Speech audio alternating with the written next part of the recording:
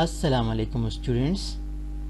I am Muhammad Amjad, lecturer, Department of Education and Psychology, Kohar University of Science and Technology. I am your instructor for the course Positive Psychology. I welcome you to lecture number 12 of your course. In today's lecture, we will discuss part 2 of our topic optimism. So let's start our lesson.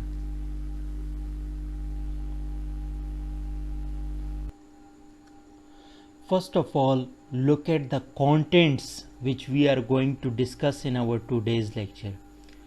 We will discuss, can optimism be taught? What causes pessimism? And then we will discuss how to improve optimism. And at the end we will discuss the ABC technique.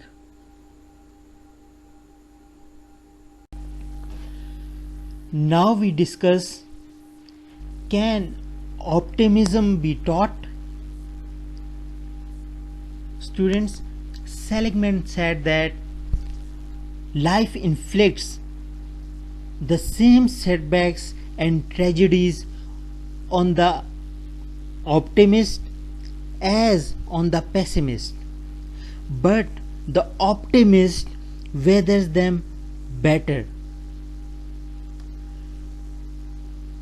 The positive psychology view of learned optimism is about how we interpret the world, and according to this premise,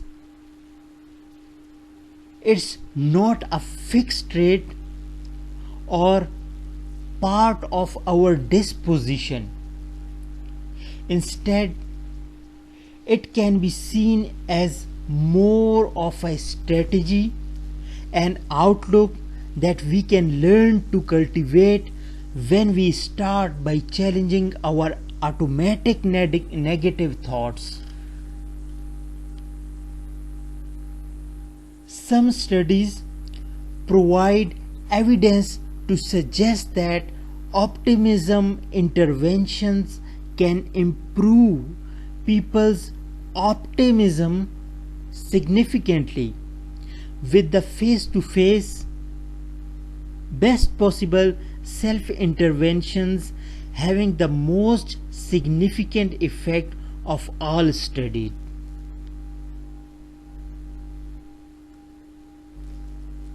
In short, if it can be learned, it can be taught.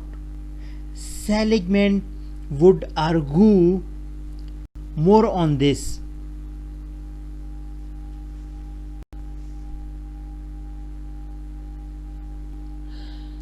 Now we will discuss what causes pessimism.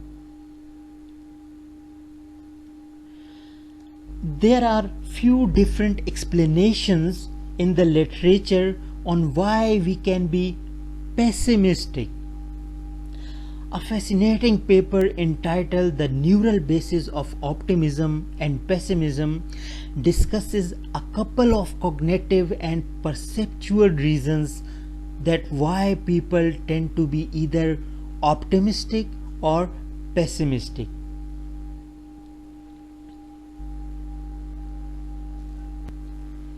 And the important point was attention and information processing. Students, first, it may be down to how we process information and our selective attention. Think of it this way: the glass is either half full or half empty, depending on where your focus lies, right? Assuming you are thirsty, the presence of water in the glass is a positive environmental cue. Paying more attention to its presence than its absence is optimistic.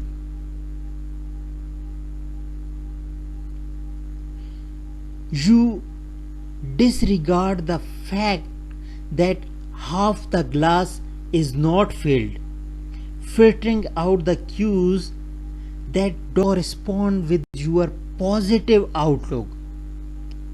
And eye tracking studies suggest that pessimists do the opposite, spending more time looking at unpleasant cues. Optimistic people.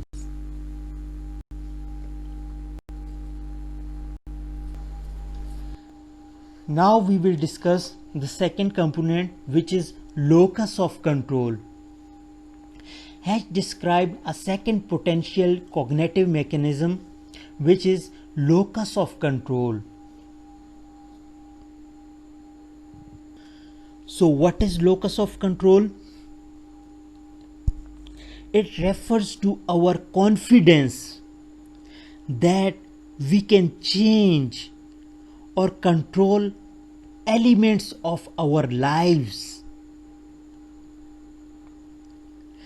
An internal locus of control is associated with optimism.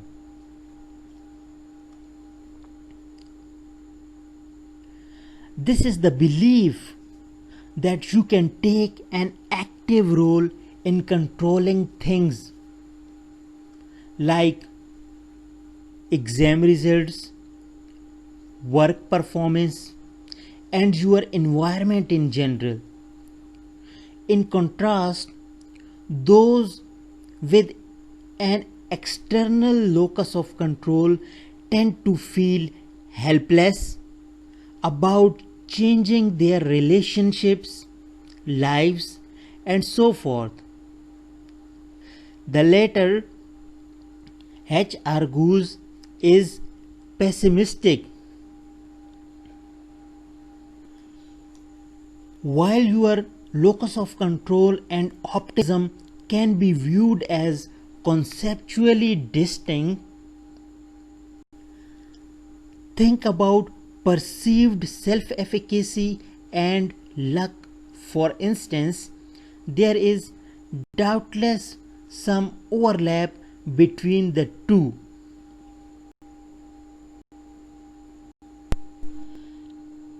Now we will discuss how we can improve optimism.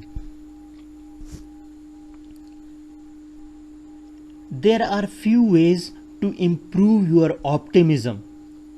Seligman recommends Albert Ellis' ABC technique in his Learned Optimism book. And it doesn't hurt to know more about the cognitive distortions that need to be changed. So cognitive distortions, the 3 P's. What are these 3 P's? 3 cognitive distortions tend to underpin the way we understand our experiences. The first one is personalization, the second one is pervasiveness, and the third one is permanence. By tackling these distortions, we can learn to be more optimistic.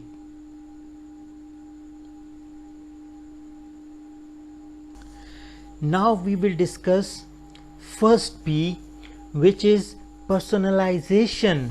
So what is personalization? Personalization can be thought of as an internal versus external attributional style. So what is internal versus external attribution style? For example, if something bad happens, a pessimist will attribute it to internal factors. They will see that failure or setback as something that's their fault.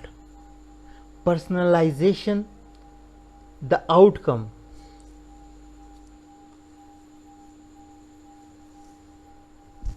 Optimists externalize.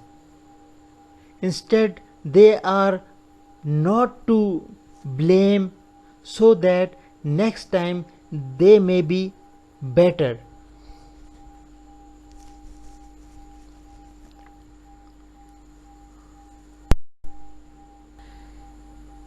And the second P is pervasiveness. So what is pervasiveness? Pervasiveness describes the global or specific elements of adversity or a negative event.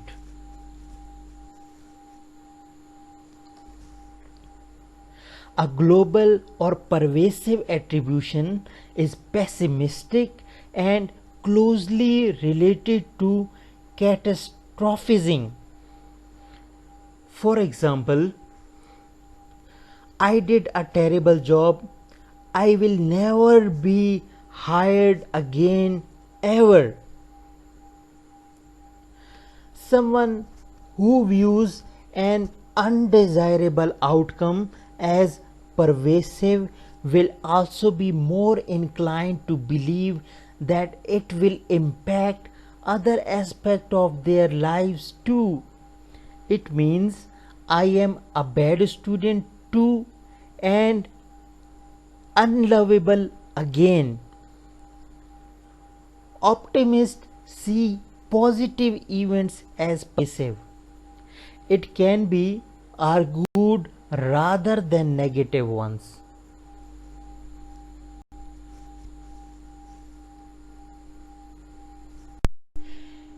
And the third P is permanence. So what is permanence? Permanence is about whether we view a negative situation as fleeting or lasting and unchangeable. A pessimistic explanatory style sounds something like, for example, I will always be a terrible dancer. It's just who I am, how it is. A positive one sounds more like, I probably didn't dance so well because my leg is currently hurting. But I will be back on top soon. The key takeaway here is that the situation or circumstances are not fixed or unchangeable.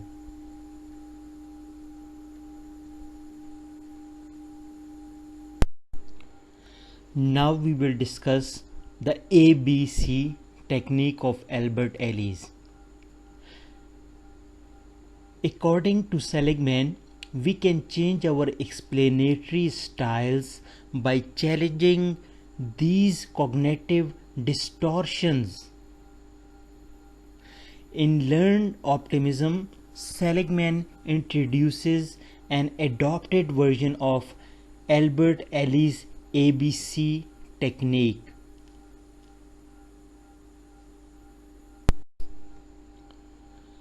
Now we will discuss the ABC model of Albert Ellis, in which A is activating event or objective situation.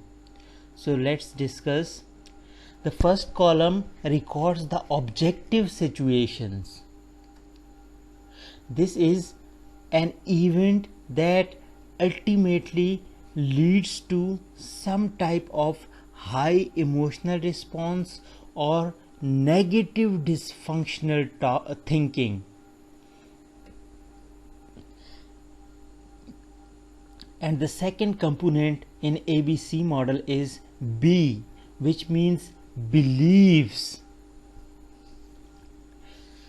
In the second column, the client writes down the negative thoughts that occur to them.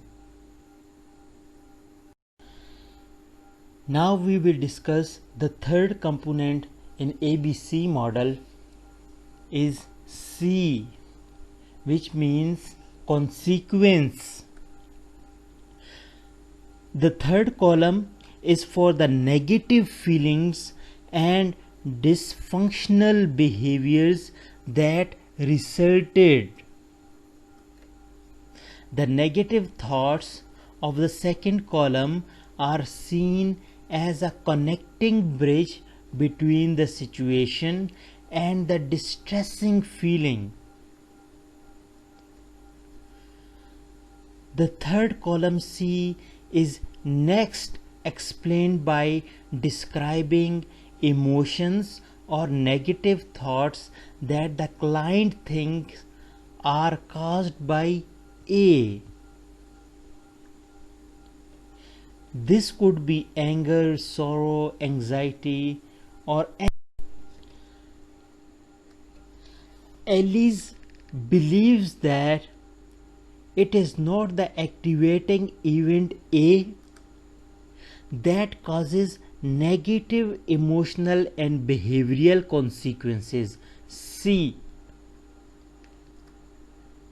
but rather that a person interprets these events unrealistically and therefore has an irrational belief system that helps cause the consequences C. It's all about for our today's lecture. Let's recap our lecture, that what we did in this lecture. We have discussed that can optimism be taught, and we said that according to Seligman, if optimism can be learned, it can be taught. And then we discussed that what causes pessimism, and we said that the neural basis of optimism and pessimism discusses a couple of cognitive and perceptual reasons that why people tend to be either optimistic or pessimistic. And then we discussed that how we can improve optimism, and we said that we can improve optimism by cognitive distortions, the 3 P's. And what are those 3 P's? The first one was personalization, and the second one was pervasiveness, and the third one was permanence. And according to Seligman, how to become more optimistic, we can use Albert Ellis technique ABC, the ABC model, and we discussed that A is an activating event, and B is our belief system, and C is our consequences. These are the references.